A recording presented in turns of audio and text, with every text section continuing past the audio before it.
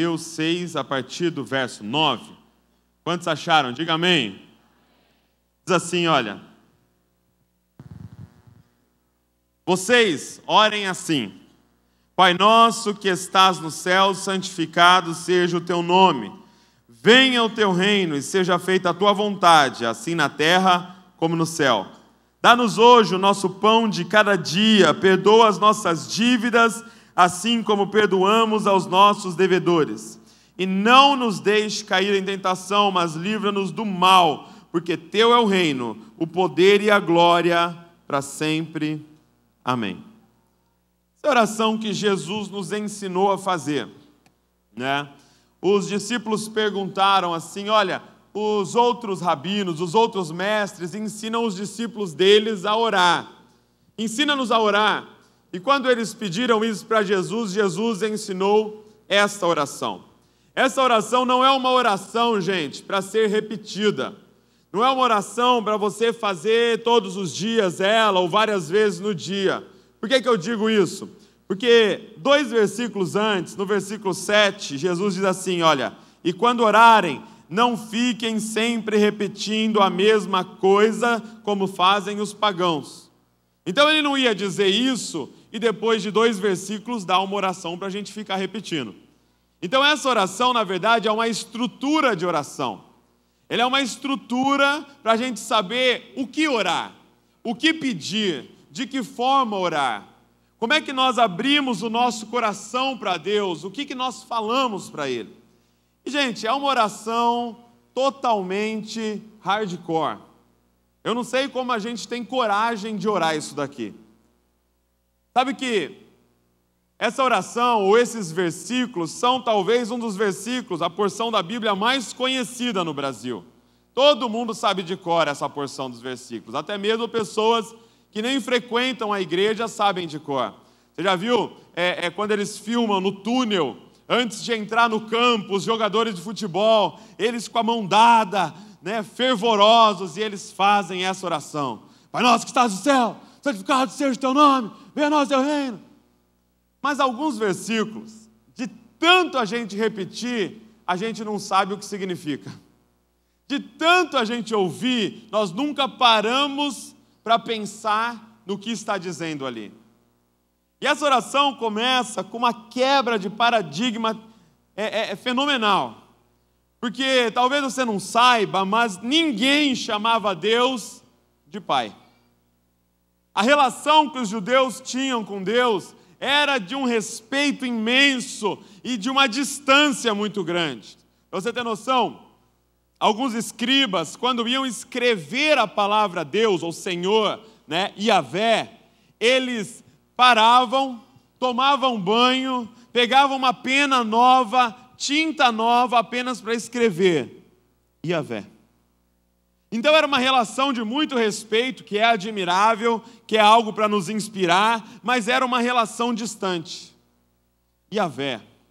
E aí quando os discípulos chegam e falam, Jesus nos ensina a orar. Ele fala assim, ó, quando vocês forem orar, diga assim, Pai, Papai, Paizinho. É como se ele pegasse Deus e trouxesse para perto, ou nos pegasse e colocasse no colo de Deus. Pai. Ontem eles mostraram aqui um vídeo, achei maravilhoso. Não, hoje, né, no início da reunião, de um personagenzinho deitado no colo de Deus, e Deus passando a mão na barriga dele, e ele ali trocando ideia com Deus. Era isso que Jesus estava falando, quando ele pediu para você chamar ele de Pai. Mas aí ele ensinou outra coisa, não é só o seu Pai, é Pai nosso. Então quando você olhar para essa pessoa do seu lado aí, se lembre que o Pai também é dela, que ela é seu irmão, que ela é sua irmã. Pai nosso. Ele nos ensina a começar já na paternidade de Deus, a dividir, a compartilhar. É nosso Pai, Pai nosso. E Pai nosso que estás no céu, santificado seja o teu nome. Primeira coisa que ele nos ensina a pedir é isso, santificado seja o teu nome, Senhor. E o que é santificar o nome de Deus? Não tem como, gente, nós fazemos o nome de Deus ficar mais santo. O nome de Deus já é o máximo de santo que pode existir. Não tem nada que você possa fazer aqui que o nome de Deus será mais santo. Então, o que significa santificado seja o teu nome? Nessa oração, o que você está pedindo para Deus é: Deus, através do meu comportamento, através das minhas palavras, através do meu estilo de vida, mostre para o mundo quão santo é o teu nome. Através da minha vida, Senhor, que todos saibam que o teu nome é santo. Quando olharem para mim na escola, Senhor, que eles reconheçam quão santo tu és. Quando olharem para mim no serviço e a forma que eu trabalho, quando meu patrão olhar para a forma que eu trabalho, ou quando o meu subordinado olhar para mim como patrão, que eles saibam que o teu nome é santo. É isso que Jesus está ensinando você a pedir na oração: santificado seja o teu nome nesse dia. Senhor, eu vou sair aqui de casa agora, Senhor. Eu estou indo para meus afazeres, Pai, e que nesse dia eles vejam quão santo é o meu Deus. E aí ele continua e ele fala assim: olha, e venha o teu reino, e seja feita a tua vontade aqui na terra, como ela é feita no céu. Venha o teu reino. É uma frase que passou aqui em cima que também é maravilhosa, se eu não me engano era de Spurgeon. Ele fala assim: o maior trabalho não é levar os homens para o céu, mas é pegar o céu e colocar dentro dos homens. Você começa a ler a Bíblia, você começa a ler o Antigo Testamento e você repara uma coisa: Deus quer habitar no nosso meio. Deus quer habitar no nosso meio. E aí Jesus nos ensina a orar: venha o teu reino, Senhor. Venha o teu reino, Senhor. Venha o teu reino, Senhor, e seja feita a tua vontade aqui na terra, como ela é feita no céu. O pastor Ariovaldo Ramos brinca falando assim: a igreja tem que tomar cuidado, porque a igreja quer ir para o céu quer descer para a terra. Tem que tomar cuidado para não desencontrar, né? A gente chega no céu e fala: meu Deus, cadê o céu? Desceu para a terra. Venha o teu reino, Senhor. Venha o teu reino. E aí ele ora assim, ele nos ensina a orar assim: o pão nosso de cada dia nos dá hoje. E aí começam as partes difíceis de orar. Porque quem é que tem coragem de falar: Senhor, me dá comida só para hoje? Quem ficaria feliz de chegar hoje e abrir a despensa e ver que você só tem comida para hoje? Só. Quem que ficaria grato, contente, despreocupado? Essa parte da oração de Jesus, ele está nos ensinando a aplicar o princípio do maná. Como é que funcionava o maná? Chovia de manhã, o pãozinho, e aí o povo colhia, só que o povo não podia colher para o dia seguinte, porque estragava. Eles tinham que confiar que no dia seguinte Deus ia mandar de novo. Senhor, o pão nosso de cada dia nos dá hoje, Senhor, porque amanhã eu sei que o Senhor vai me dar. Porque amanhã eu não estou preocupado com amanhã, porque tu és o meu Pai. O Senhor é meu Pai, eu não estou preocupado. É como a minha filha Luísa. Nunca aconteceu isso, gente, de eu colocar ela para dormir e ela falar: pai, antes de dormir, me mostra a despensa, eu quero ver se tem comida para amanhã, pai. Me mostra que tem lá meu leite, eu estou preocupada, pai, eu não sei se vai ter leite para amanhã. Nunca fez isso, sabe por quê? Ela confia. Ela sabe que ela grita lá do quarto dela: pai, mamá. E ela não sabe de onde surge, de onde aparece, como que arrumam, se eu roubo, se eu contrabando leite. Ela não sabe o que eu faço, entendeu? Se eu tenho uma vaca no fundo do meu... Então, ela não sabe como, mas aparece uma mamadeira com leite ainda Nescau dentro. Essa é a oração. Senhor, pão nosso de cada dia me dá hoje, porque amanhã, Senhor, a ti pertence. Não andeis ansiosos por coisa alguma, o que você vai comer, o que você vai beber, o que você vai se vestir. Amanhã pertence a ti, Senhor. Me dá o de hoje. Me dá o de hoje. E aí ele vai para a próxima parte, ele fala assim, ó: perdoa as nossas dívidas assim como perdoamos os nossos devedores. Quem que é maluco de orar isso, gente? Você está falando assim para Deus na sua oração: Senhor, me trata como eu trato quem me ofendeu. Misericórdia. Senhor, aquele menino que me traiu, Senhor, nós estávamos namorando, ele me traiu, Senhor, o jeito que eu tratar ele, me trata. Senhor, aquela mulher que fala mal de mim, falou, me caluniou, Senhor, falou de mal de mim para o patrão, Senhor, do jeito que eu tratar ela, me trata, Senhor. E se eu não perdoá-la, Senhor, não me perdoa e me manda para o inferno. Essa é a nossa oração. Essa oração que eles oram antes de entrar no campo de futebol. Me trata como eu trato os meus ofensores. Sem falar que a palavra aqui é: perdoa as nossas dívidas, assim como perdoamos aqueles que nos devem. Algumas traduções dizem ofensa, mas e se for dívida mesmo? E se ele está mandando a gente perdoar quem nos deve? Mas vamos, né? Não, acho que não, acho que é ofensa mesmo, né? E aí ele fala: e não nos deixe cair em tentação, mas livra-nos do mal. Essa parte, né? O que Deus está dizendo, o que Jesus está nos ensinando a orar é: Senhor, nos livra de mim mesmo e de Satanás. Senhor, me livra de duas coisas que podem me destruir: a mim mesmo e Satanás. Porque tentação, cada um é tentado pela sua própria cobiça. Então você está pedindo: Deus, me livra desse tal de Douglas, ele é terrível, Senhor. Ele fica atrás de mim todo dia tentando me matar. Terrível. Ele olha para mim no espelho e ele fala: eu vou te pegar hoje. Eu falo: não, você não vai me pegar. Me livra de mim mesmo, Senhor. Mas não só disso, me livra do maligno. Me livra do mal. Me livra de Satanás, Senhor. Me livra das armadilhas dele. Sabe por quê toda essa oração? Porque teu é o reino, teu é o poder, e tua é a glória. Por quanto tempo? Para sempre. Mas eu queria com vocês hoje, nesses minutos, focar numa parte dessa oração. E Deus tem falado muito comigo. É no verso 10. Venha o teu reino, e seja feita a tua vontade aqui na terra, como é feita no céu. Sabe que você vai ler no Novo Testamento, e principalmente os evangelhos, um conceito que aparece o tempo todo é o reino de Deus. O reino de Deus.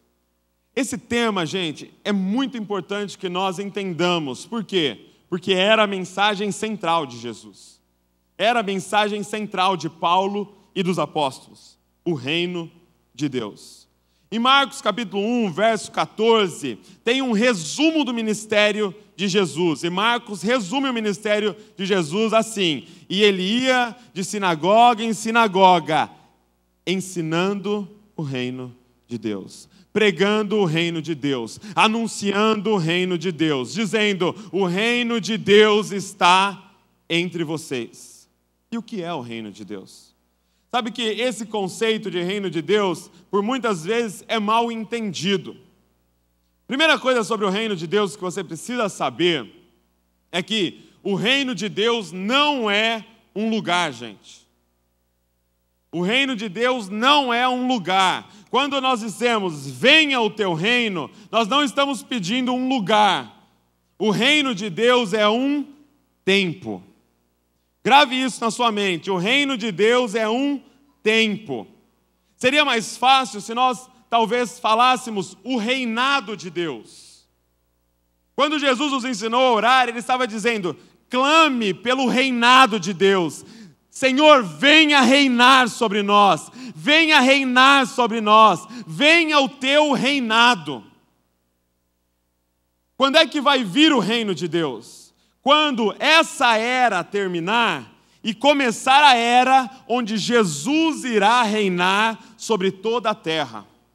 Vocês cantaram aqui sobre a Nova Jerusalém, sobre essa cidade que vai descer do céu, vai se estabelecer na terra, no novo céus e nova terra, vai se estabelecer aqui, e o próprio Jesus será rei sobre toda a terra, e toda língua confessará que Ele é o Senhor, e todo joelho se dobrará diante dEle, e todas as nações, todas as culturas irão adorar o nome dEle. Isso é o reino de Deus.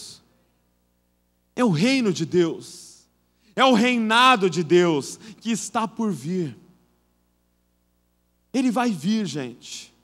essa era que jaz do maligno, o príncipe dessa era, que é Satanás, vai acabar. Essa serpente vai ser esmagada e o reino de Deus vai começar. Mas quando você começa a ler os ensinamentos de Jesus, tem algo que fica um pouco confuso. Porque existem versículos que dá a entender que o reino de Deus é futuro, que o reino de Deus virá. Ele diz em alguns versículos, por exemplo, no reino de Deus, os primeiros serão os últimos e os últimos serão os primeiros. Ele fala da grande inversão. Os ricos que já tiveram o seu consolo serão abatidos, e aqueles pobres que não tinham nada serão exaltados. Então ele está falando sobre algo que vai acontecer. Agora, em outros versículos, o que dá para entender é que o reino de Deus é presente. Ele fala assim: o reino de Deus está entre vós. O reino de Deus está entre vós. Olhe para os lados e veja que o reino de Deus está entre vós. Não é comida nem bebida, mas já está entre vocês. Jesus chegava pregando: eis que é chegado o reino de Deus. E a pergunta é essa: o reino de Deus é futuro ou o reino de Deus é presente? O reino de Deus é futuro ou presente? Quem acha que o reino de Deus é futuro? Levanta a mão. Ninguém. Então ele não vai vir nada, né? Quem acha que o reino de Deus é presente? Levanta a mão. E o resto? Quem acha que é todas as alternativas? Levanta a mão. Todas as alternativas, gente. O reino de Deus é futuro e o reino de Deus é presente. Por quê? Porque o reino de Deus está aonde o rei está. E como há pessoas hoje aqui que consideram desde já Jesus Cristo seu rei, o reino de Deus está entre vós. Como desde já tem pessoas aqui que já seguem as leis do reino de Deus, os princípios do reino de Deus, o reino de Deus já começou para algumas pessoas que estão aqui dentro. O reino de Deus é presente e o reino de Deus é futuro. O que Deus fez foi algo maravilhoso. Deus, em toda a sua misericórdia, olha o plano de Deus, gente. Sabe o que ele fez? Ele pegou um rei que estava lá no futuro. Ele pegou um rei que reinaria lá no futuro. Ele pegou esse rei, colocou na barriga de uma virgem e fez esse rei invadir essa era e começar a pregar esse reino que viria. E desde já começou a levantar súditos desse reino. Começou a levantar filhos desse rei. Ele usa uma parábola para explicar isso. Ele diz assim, olha, que havia um homem valente que tinha uma casa. E nessa casa ele tinha algumas coisas presas lá. E aí veio um que era mais valente do que ele, invadiu a casa dele, amarrou ele e resgatou aquilo que ele tinha roubado. Esse homem valente é Satanás. Essa casa é essa era que nós vivemos hoje. Esse homem mais valente ainda é Jesus Cristo. Jesus entra na casa de Satanás. Jesus entra nessa era, amarra Satanás e começa a resgatar os filhos que ele havia roubado. Jesus invadiu a nossa era e começou a pregar esse reino. Mas essa história de reino, gente, começa muito antes do que isso. Em Gênesis capítulo 2, para você entender, Deus ele planta um jardim e coloca lá o homem, Adão e Eva. E o jardim do Éden é um conceito maravilhoso. Por quê? Porque era um lugar onde a terra e o céu, eles funcionavam no mesmo ambiente. Naquele lugar, no jardim do Éden, havia coisas terrenas, que você pode pegar, ver, cheirar, mas havia coisas do céu também naquele lugar. Por exemplo, Adão e Deus conversavam. A Bíblia diz que Deus, na viração do dia, descia e conversava e caminhava com Adão. A Bíblia diz que Deus trouxe os animais até Adão para que ele desse nome.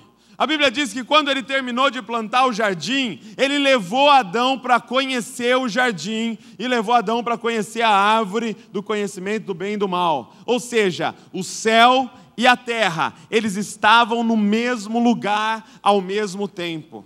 É como se fossem essas duas dimensões funcionando exatamente no mesmo lugar. O homem, apesar de ser terreno, ele conseguia ter total contato com o reino de Deus.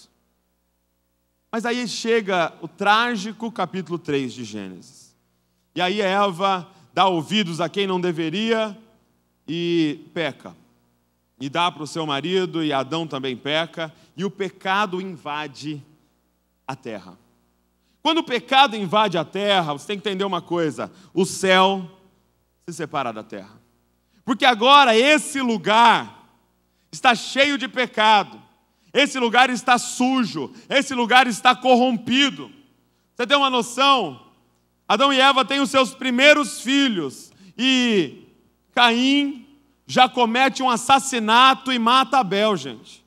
Gente, Caim foi o maior assassino da história, ele matou 25% da população.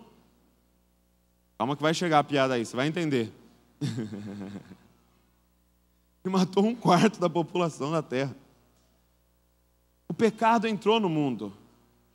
E esse lugar sujo, e esse lugar agora corrompido, não podia operar juntamente com o céu, que continuava sendo santo, limpo e perfeito. Não tinha mais como essas duas coisas operarem juntas. Isso foi separado.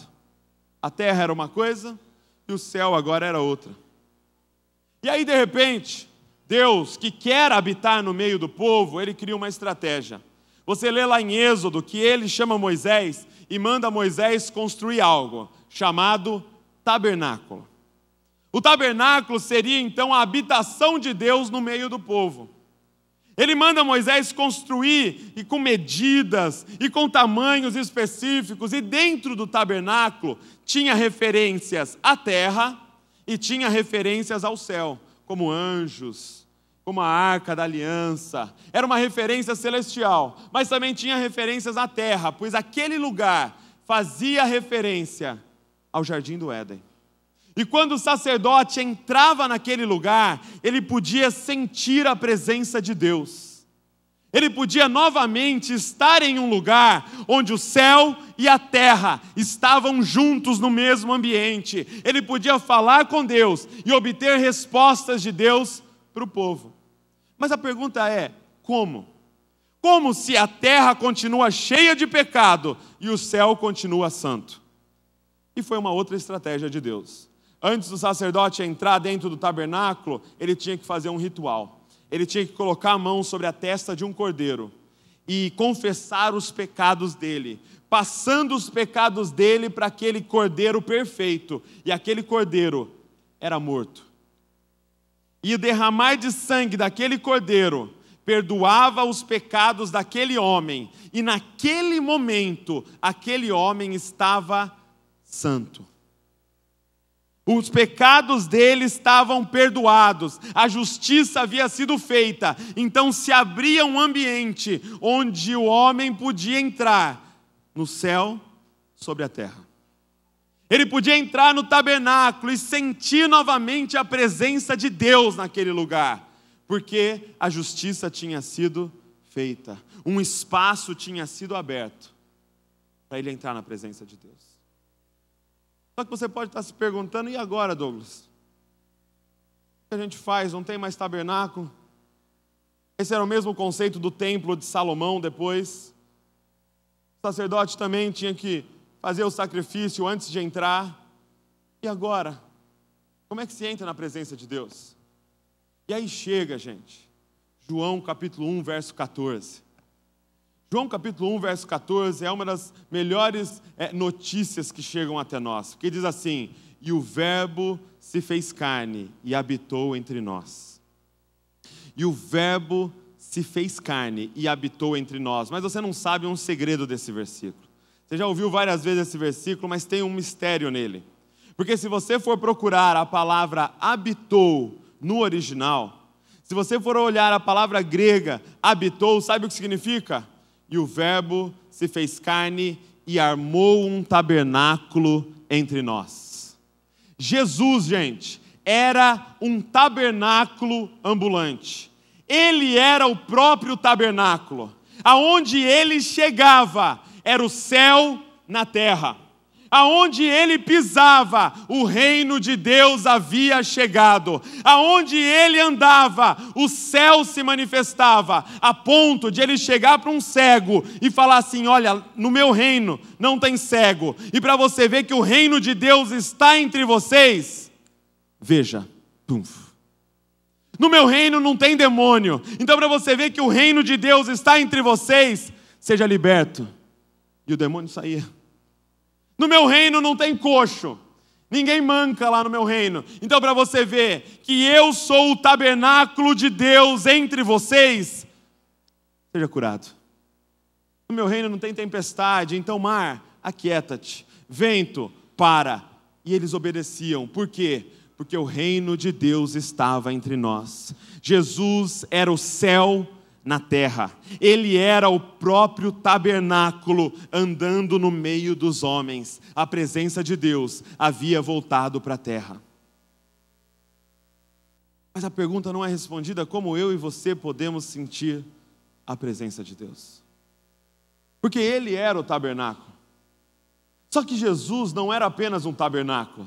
Se você olhar em João capítulo 1, verso 17, Jesus está indo em direção a João Batista. E quando João Batista, ali batizando as pessoas, avista Jesus, o que ele declara sobre Jesus? Eis o Cordeiro de Deus que tira o pecado do mundo. Ele não era apenas um tabernáculo ambulante, ele também era o Cordeiro. E a partir de hoje, todos aqueles que colocam a mão em Jesus e confessam os seus pecados, Ele é fiel e poderoso para perdoar os nossos pecados e para nos salvar. E todos aqueles que estão em Cristo Jesus conseguem viver o céu na terra. Conseguem viver o reino de Deus desde já. O reino de Deus está entre nós. Sabe quem consegue sentir a presença de Deus? Aqueles que estão em Cristo Jesus. É aqueles que estão dentro deste tabernáculo. O reino de Deus está em nós, gente. E nós fomos chamados para anunciar o reino de Deus. Sabe qual é a coisa mais importante para Deus? O reino dele. É lógico que o reino dele é composto de pessoas, é por isso que ele ama pessoas. Mas todo trabalho de Jesus na terra, todo o tempo de Jesus sobre a terra, foi anunciar o reino de Deus, essa chegada do reino. Ele queria que o céu viesse para a terra, é por isso que ele nos ensina a orar: venha o teu reino, Senhor, venha o teu reino, Senhor, venha o teu reino, Senhor. Sabe o que eu sonho, gente? Com jovens que se despertem para isso, que entendam que o reino de Deus é muito mais importante do que a nossa vida individualmente. Gente, nós assistimos esses filmes de guerra. Quantos aqui já assistiram um filme de um tempo atrás chamado 300? Aquele lá dos espartanos, né? E aí você vê aquelas cenas daqueles 300 guerreiros. E de repente, na última cena, eles estão de frente com um exército de milhares de outros guerreiros. Você fala, é óbvio, eles vão perder. Não tem como. Mas mesmo assim, eles lutam com aquele exército. Por quê? Pelo quê? Pelo nome deles? Não. O que eles gritam quando eles vão em direção àquele exército? Por Esparta! Pela minha nação! Pela minha nação eu dou a minha vida, pela minha nação eu arrisco tudo. Esse é o nosso chamado, gente. É pegar a nossa espada, levantar e dizer: eu não quero que o meu nome seja divulgado, mas pelo reino de Deus. Pelo reino de Deus, eu sou capaz de entregar a minha vida. Porque o que importa é que essa nação venha para a terra em sua totalidade. Eu sonho com jovens que sejam apaixonados pelo reino de Deus, que busquem em primeiro lugar esse reino, que não estão aqui para exaltar o seu nome, que não estão aqui para divulgar o seu nome, estão aqui por uma nação. Por uma nação. Eu sonho com jovens que vão decidir qual faculdade vão fazer, baseado no reino de Deus. Eles vão fazer a seguinte pergunta para si mesmo: como é que eu posso trazer o reino de Deus para a terra através dos meus dons? Qual faculdade dá mais dinheiro? Não interessa. Qual faculdade vai trazer o reino de Deus para a terra através de você? Esses dias eu vi uma moça, um pastor contando que uma moça chegou para ela e falou assim: pastor, tem um testemunho para contar.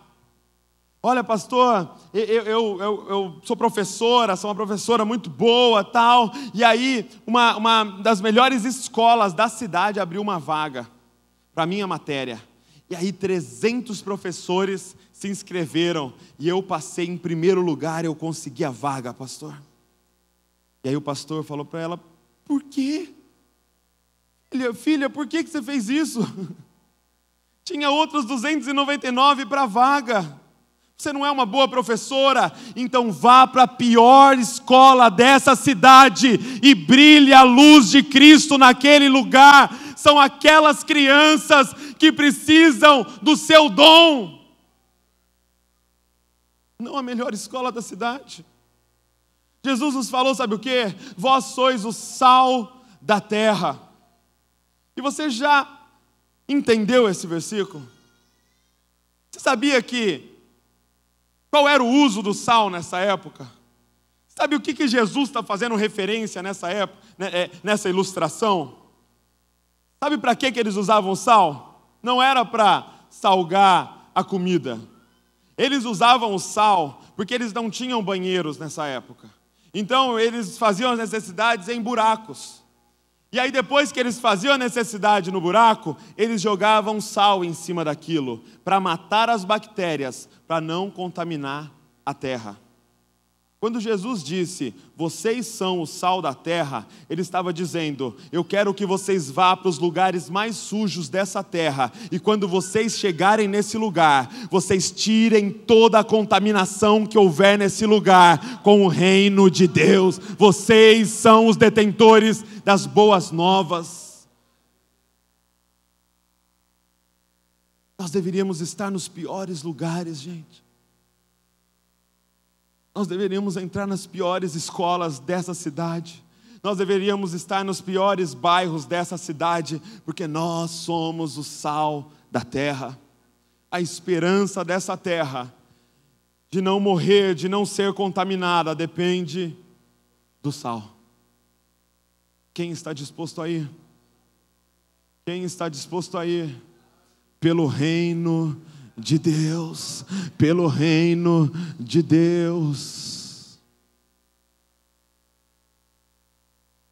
Sabe por que nós temos que clamar por esse reino, gente? Porque quando esse reino vier, nenhuma criança mais será abusada na face da terra. Porque quando esse reino vier, nenhuma mulher será espancada por seu marido bêbado na face da terra. Ninguém mais será assassinado, ninguém mais será estuprado, ninguém mais será roubado. Quando esse reino vier, eu e você deveríamos sonhar com o reino de Deus. Sonhar. Entregar a nossa vida por esse reino. Qual é o seu dom? Qual é a sua habilidade? Se você cozinha, cozinhe pelo reino de Deus. Se você costura, costure pelo reino de Deus. Se você tem a habilidade de ganhar dinheiro, eu oro, sabe, para que se levantem no meio das nossas igrejas milionários. Pessoas com ideias milionárias, mas quando eles ganharem esses milhões de reais, que eles não alterem uma vírgula no estilo de vida deles, que eles morem no mesmo bairro que eles moram, que eles dirijam o mesmo carro que eles dirigem, que eles usem as mesmas roupas que eles usem, e entendam que esse recurso é pelo reino de Deus, é para plantar igrejas, é para salvar vidas, é para sustentar missionários. Missionários estão passando fome, porque o nosso carro tem aro 17.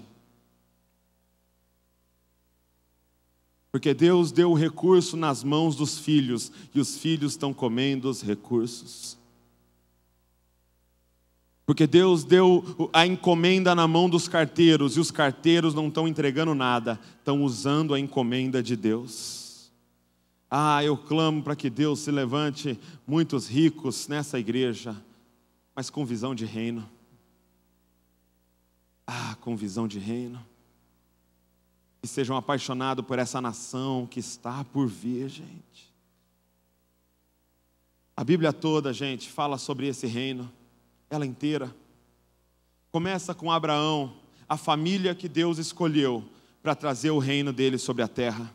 E Abraão, pelo reino de Deus, ele sai da terra, do meio da parentela dele, e começa a viver em tendas, e vai para uma terra que ele nem sabia onde era.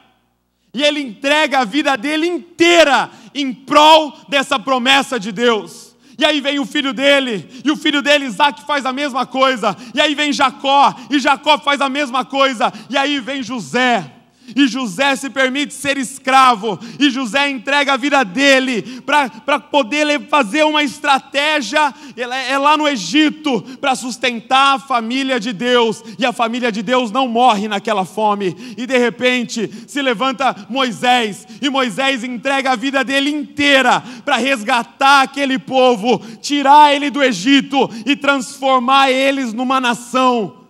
De repente se levanta Davi, e Davi entrega a vida dele inteira para governar essa nação que traria o reino de Deus sobre a terra. E ele é um adorador, e ele se entrega em prol dessa função, desse sonho de Deus. E aí se levantam os profetas, e cada profeta entrega o pescoço deles em prol de uma mensagem: vamos nos alinhar com a vinda do reino de Deus. O dia do Senhor está chegando, o reino de Deus está por vir, o Messias vai chegar. E eles pregavam e pregavam e pregavam. De repente vem Jesus Cristo, e Jesus vive a vida mais intensa que alguém já viveu, e ele entrega a vida dele por completo para que venha o reino de Deus, e ele morre numa cruz para que venha o reino de Deus. De repente vem os apóstolos, e cada um deles morre de forma brutal para que venha o reino de Deus, para que venha o reino de Deus. E agora, gente, chegou a nossa vez.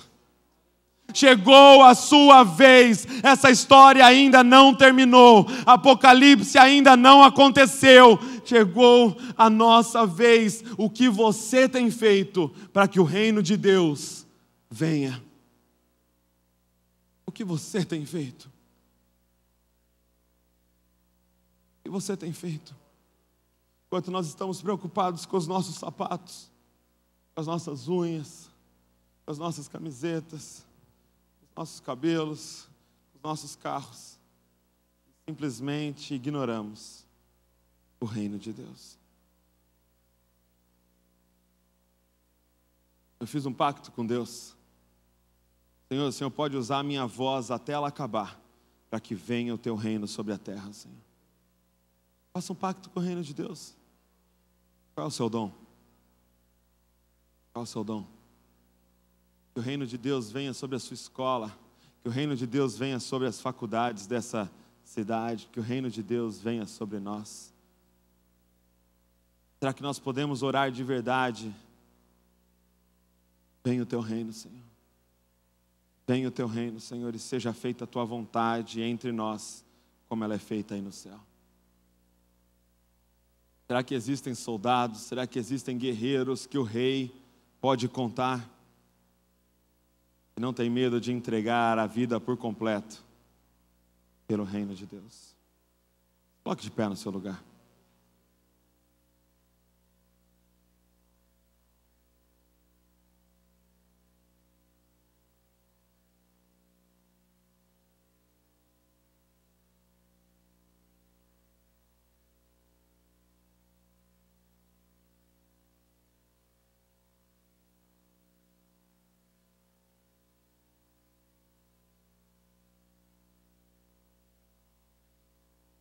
Eu queria saber se existem pessoas aqui hoje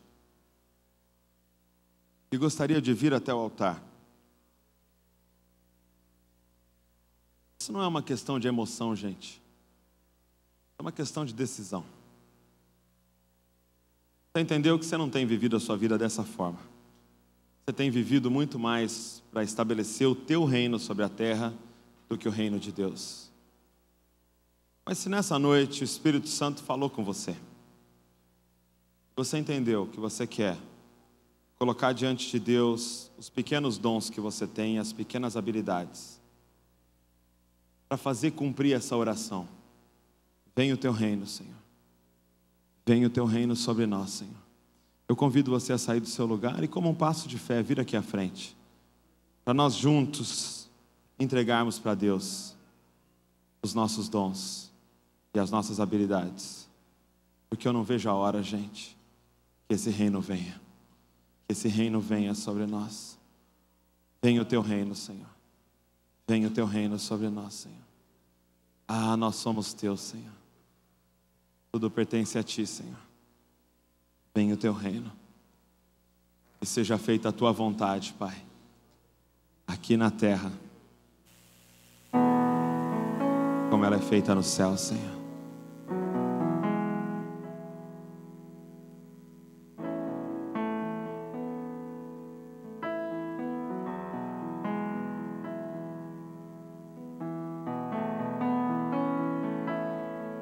Nós queremos o céu, Senhor.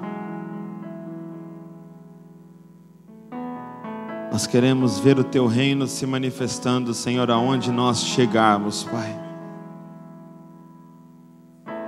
Pai, hoje nós somos os templos, Pai, nós somos os tabernáculos, Senhor. E quem se aproximar de nós, que sinta a tua presença, Senhor.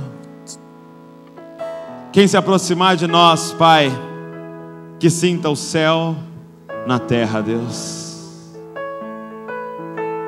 Venha o teu reino, Senhor, venha o teu reino, Senhor, venha o teu reino, Senhor, sobre Blumenau, Pai.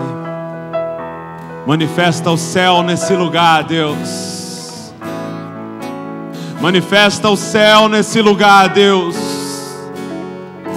Traz justiça sobre esta cidade, Deus. Aonde esses jovens, Pai, aonde eles chegarem, Pai, aonde esses filhos teus chegarem, Pai, que o teu reino esteja ali, Senhor. Usa-nos, Deus, usa-nos, Deus. Nós somos os teus guerreiros, Senhor. As bocas se abrem. Nós somos teus, Senhor, nós somos teus, Pai. Eis aqui as nossas habilidades, Pai. Eis aqui os nossos dons, Senhor, é todos teus, Deus. Para dizer que tu és o Senhor. Senhor, nós entregamos a nossa vida, Pai, por este reino, Deus. Os reinos se abalam, os povos se curvam, as bocas se abrem, as mãos se levantam para dizer que tu és o Rei, para dizer que tu és o Senhor, para dizer que tu és o Rei, para dizer que tu és o Senhor. Teu reino é sempre eterno, firmado em misericórdia, justiça e igualdade, bondade e fidelidade. A tua igreja te adora. A tua igreja te adora. Teu reino é sempre eterno, firmado em misericórdia, justiça e igualdade, bondade e fidelidade. A tua igreja te adora. A tua igreja te adora. Sabe,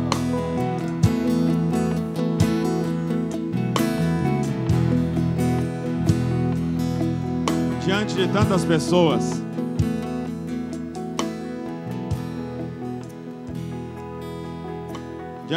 pessoas, que vieram até esse culto, esse número não é grande que está aqui na frente. Mas deixa eu dizer para vocês que estão aqui na frente, para vocês que não têm preguiça de sair do lugar para ir atender um chamado de Deus, deixa eu dizer uma coisa para vocês.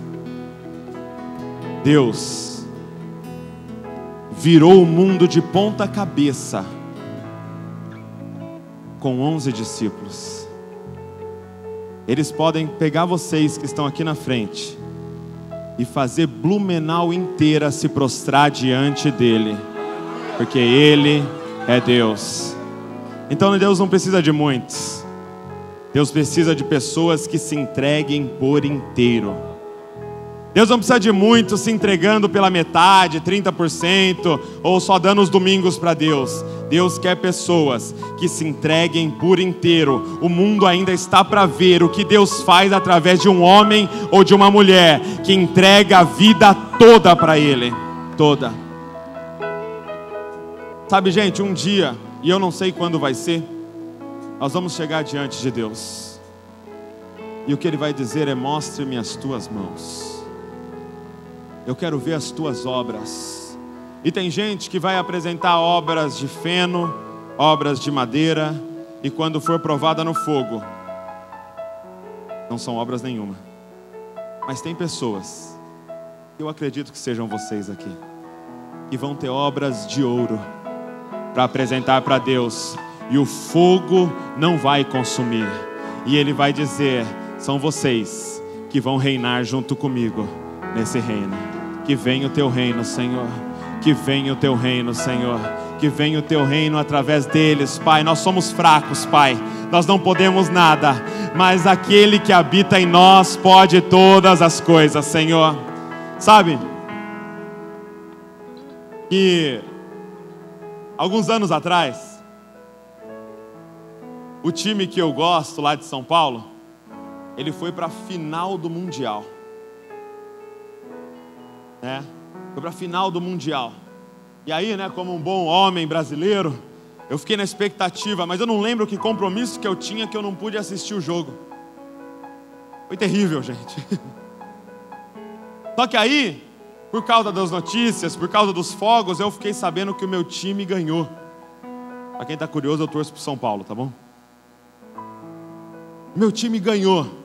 Só que como um bom homem, um bom brasileiro, eu fui assistir a reprise, Lógico. Eu fui assistir a reprise. E quando eu estava assistindo a reprise, o Liverpool, que estava jogando contra o São Paulo, fez um gol. Eu falei: não é possível, eu vi na notícia que o São Paulo ganhou de 1-0. Você acha que eu fiquei preocupado? Não. Eu sabia já o final do jogo. O meu time ganhava de 1-0. E aí aquele gol foi anulado. Mas aí o jogo passando, o Liverpool fez outro gol. Você acha que eu fiquei ansioso? Não. Eu sabia o final. O meu time tinha ganhado. E aquele gol foi anulado. Mas aí o Liverpool fez um terceiro gol. Eu falei: eu já sei. Vai ser anulado. Porque eu sei o final desse jogo. O meu time ganha de 1-0. Sabe o que Deus fez conosco?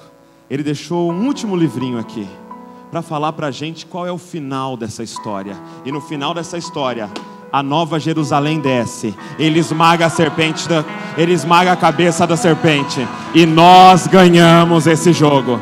Então não fique ansioso com coisa alguma. O nosso papel agora é só jogar a reprise aqui, porque nós já sabemos que o reino de Deus vence. Que o reino de Deus vence. E que esses daqui, Senhor, seja o seu time, para a honra e glória do teu nome, Senhor, para esmagar Satanás de uma vez por todas, e para que venha o teu reino e seja feita a tua vontade, aqui na terra como é feita no céu, porque teu é o poder, teu é o reino, e tu é a glória, para sempre e sempre. Amém e amém. Louvado seja o teu nome, Senhor. Pode cantar.